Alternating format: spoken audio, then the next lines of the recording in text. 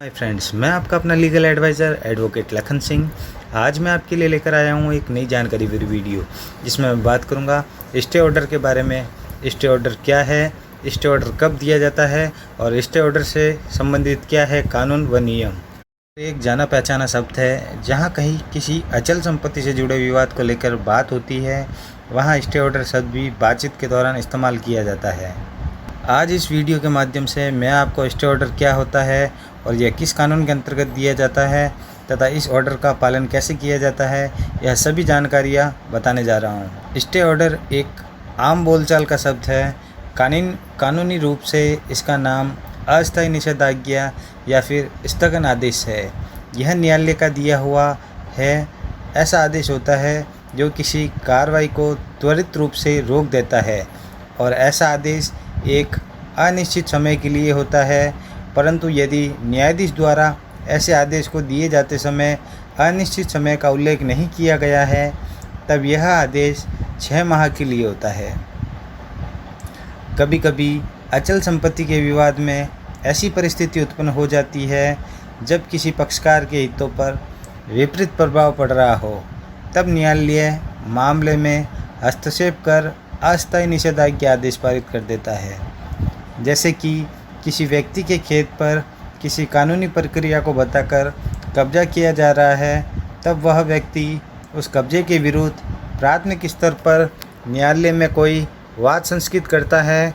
ऐसे वाद को संस्कृत किए जाने के बाद यदि संबंधित पक्षकार खेत पर अवैध कब्जा करने आ खड़ा हुआ है, तब पीड़ित पक्षकार उच्चतर स्तर के न्यायालय में, जहां जिला न्यायालय और उच्च न्यायालय भी शामिल है, ऐसी अस्थायी निषेधाज्ञा के लिए परिवाद प्रस्तुत कर सकता है तथा न्यायालय से निवेदन कर सकता है कि उसके मामले में स्थगन आदेश पारित किया जाए। इस प्रकार का स्टे ऑर्डर सिविल प्रक्रिया संहिता के आदेश 39 और नियम 1 और 2 के तहत दिया जाता है। इस आदेश 39 के अंतर्गत इस बात का उल्लेख किया गया है कि यदि कोई पहले से चल रहे मुकदमे में या फिर नए लाए गए मुकदमे में ऐसी परिस्थिति उत्पन्न हो गई है, जिस व्यक्ति के पास कब्जा है उस व्यक्ति से कब्जा छीना जा रहा है, अवैध कब्जा प्राप्त किया जा रहा है या उसकी भूमि में घुसपैठ की जा रही है, तब वह व्यक्ति जिला न्यायालय और उच्च न्यायालय दोनों में ही इस प्रकार के स्टे ऑर्डर के लिए एप्लीकेशन लगा सकता है। न्यायालय इस एप्लीकेशन के प्राप्त होने पर मामले की गंभीरता को देखकर शीघ्र से शीघ्र सुनवाई करती है। यदि कोई मामला अत्यधिक गंभीर है तो उस पर जल्दी सुनवाई होती है, पर कोई मामला अधिक गंभीर नहीं है तब ऐसी सुनवाई में समय लगता है। दोनों ही पक्षकार को न्यायालय में उपस्थित होकर एक दूसरे के तथ्यों से न्यायालय को अवगत कराना होता है। कभी कभी न्यायालय केवल पीड़ित पक्षकार को ही सुनती है और दूसरे पक्षकार को एक्स पार्टी कर देती है और इस प्रकार का एक्स पार्टी करके मामले में आदेश पारित कर दिया जाता है। दोनों ही पक्षकार को सुनने के बाद न्यायालय कब्जे से संबंधित सबूतों को देखती है, वाद से संबंधित सबूतों को देखती है, उसके बाद अपना आदेश पारित करती है। यह आवश्यक नहीं है कि न्यायालय हर मामले में ही स्टे ऑर्डर प्रदान कर देता है। जहां उसे लगता है कि निषेधाज्ञा प्रदान करने की आवश्यकता नहीं है, वहाँ न्यायालय किसी प्रकार का स्टे ऑर्डर प्रदान नहीं करता। मिजोरम राज्य व अन्य बनाम नेटर्स पूजा फर्नीचर प्राइवेट लिमिटेड व अन्य के मामले में स्टे ऑर्डर से संबंधित कानून को बताना चाहता हूँ। किसी भी कोर्ट को स्टे देते समय 3 पहलुओं पर विचार करना चाहिए, जैसे सुविधा संतुलन, अपूर्णीय क्षति या चोट, प्रथम दृष्टया मामला।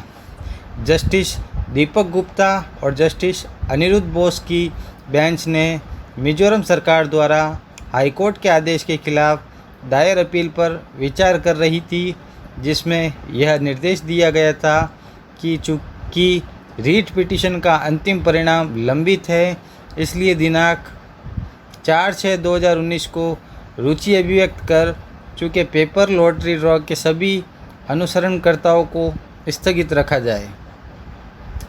स्टे ऑर्डर लेने के लिए भी सबूत प्रस्तुत करना होते हैं और न्यायालय में यह साबित करना होता है कि यदि किसी मकान पर किसी व्यक्ति द्वारा कब्जा किया जा रहा है तो ऐसा कब्जा अवैध है और जिस व्यक्ति ने स्टे ऑर्डर के लिए निवेदन किया है उस व्यक्ति को यह साबित करना होगा कि उसके पास पूर्व से मकान पर कब्जा है और किस नाते उसका कब्जा वैध है।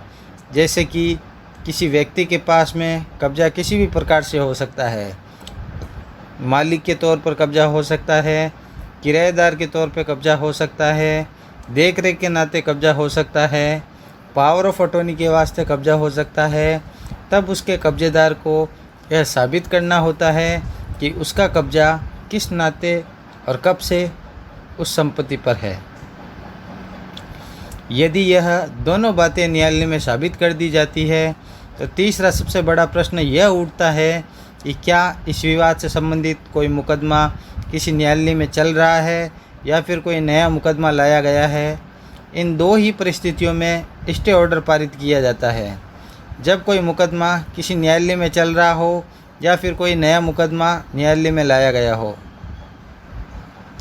एक उदाहरण के माध्यम से मैं आपको स्टे ऑर्डर के बारे में समझाना चाहता हूँ। जैसे किसी मंदिर की ज़मीन पर किसी पुजारी का कब्जा है, पुजारी का कब्जा पिछले 75 वर्षों से है। उस पुजारी का यह दावा है कि वह जगह मंदिर की नहीं बल्कि मंदिर की देखरेख करने के बदले किसी समय के शासक द्वारा वह ज़मीन उस पुजारी के पुरखों को दी गई थी। इस प्रकार से वह ज़मीन पुजारी के पुरखों का मेहनताना है जो उसे मंदिर की देखरेख करने के बदले में मिला है।